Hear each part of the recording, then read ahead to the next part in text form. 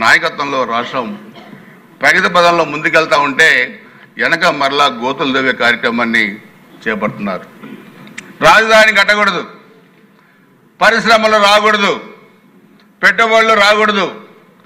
ఆ విధ్వంసం అలానే కంటిన్యూ కావాలా? ఎన్డీఏ ప్రభుత్వానికి చెడ్డ పేరు రావాలి. అధ్యక్ష, ఈ రాజకీయ పార్టీని, వైసీపీ రాజకీయ పార్టీని ఏమనాలి? అది రాజకీయ పార్టీనా? అది రాజకీయ పార్టీ కాదు, అది ఒక లంపెన్స్ గ్రూప్, విధ్వంసకారుల ముఠ, దొంగతనాలు చేసే, దౌర్జన్యాలు చేసే, మర్డర్లు, మానభంగాలు చేసే ఒక ముఠ అధ్యక్ష. అది రాజకీయ పార్టీ కాదు. దీన్ని ఏ రాజకీయ పార్టీకైనా ఒప్పు చేసినా తప్పు చేసినా ఒక నిర్దిష్టమైన ఓటు బ్యాంక్ ఉంటుంది. కానీ ఎన్నికల టైంలో ఓ 10 to 15% deciding factor vote bank ఉంటుంది. అధికారులకు రావడానికి అదే ఉపయోగపడుతుంది. మొన్న వీళ్ళు మాట్లాడిన మాటలు చూస్తే ఇక జీవితంలో వైసీపీని అధికారంలోకి రాకూడదు, రాకుండా చేయాలని ఒక నిశ్చయానికి వచ్చారు ఆంధ్రప్రదేశ్ ప్రజానీకం. వ్యాపార వర్గాలు ఉన్నారు, పెద్దలు ఉన్నారు, రిటైర్డ్ ఎంప్లాయీస్ ఉన్నారు. ఏంటి భాష ఏంటి? ఓడిపోయిన వీళ్ళలో కనీసం పశ్చాత్తాపం లేదా? వీళ్ళల్లో 5 సంవత్సరాలు ముఖ్యమంత్రిగా పనిచేసిన వ్యక్తి నరకండి, చంపండి, నరికితే తప్పేంటంటే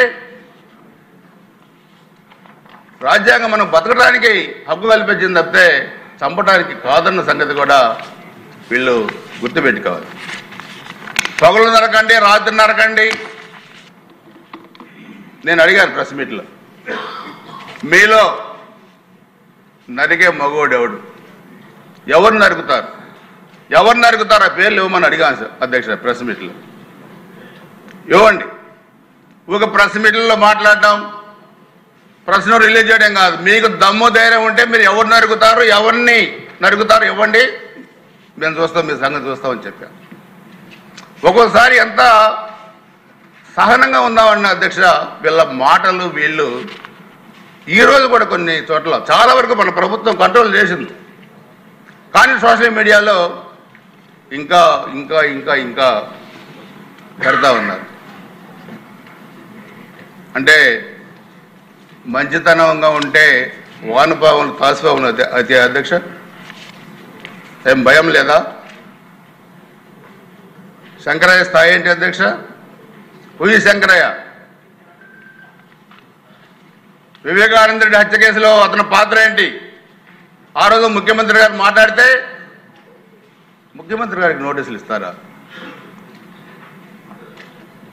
ఎక్కడ పోతుంది డెమోక్రసీలో? మనం ఎక్కడికి వెళ్తున్నాం? మనం గంజాయి ఆంధ్రప్రదేశ్గా తయారు చేశారు 1924 మధ్య, కానీ ఈరోజు ఈగిల్ పెట్టారు. అంతా సిస్టమ్ అంతా కంట్రోల్ చేశారు. అసాంఘిక కార్యక్రమాలు కంట్రోల్ చేశారు.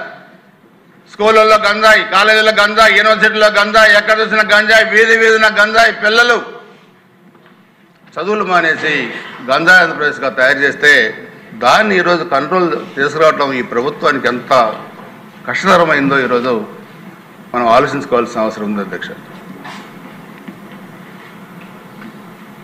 ప్రభుత్వం కూడా కఠినంగా ఆలోచించాల్సిన అవసరం ఉంది. అంటే వాళ్ళలాగా మనం తప్పులు చేయాలని కాదు, తప్పులు చేసే ఉద్దేశం కూడా ప్రభుత్వానికి ఉందని నేను అనుకోవట్లా, ముఖ్యమంత్రి గారు ఒప్పుకోరు. కానీ నేను ఇందాక చెప్పినట్లుగా భయం లేకపోతే అధ్యక్ష వానపాములు కూడా తాసుపాములు అవుతాయి. దాన్ని కంట్రోల్ చేయటం మనకి కష్టసాధ్యం అయిదన్న సంగతి కూడా మనందరం కూడా గుర్తుపెట్టుకోవాల్సిన అవసరం ఉంది. ఈరోజు పల్నాడు ప్రాంతంలో ఒకసారి చూస్తే అధ్యక్ష గురజాల కానీ, మాచర్ల కానీ, లేకపోతే రాయలసీమ 89-94 మధ్య ఉన్న ఫ్యాక్షన్ కానీ, తర్వాత ఉన్న ఫ్యాక్షన్ కానీ చంద్రబాబు నాయుడు గారు ముఖ్యమంత్రి చాలా కంట్రోల్ అయిపోయింది.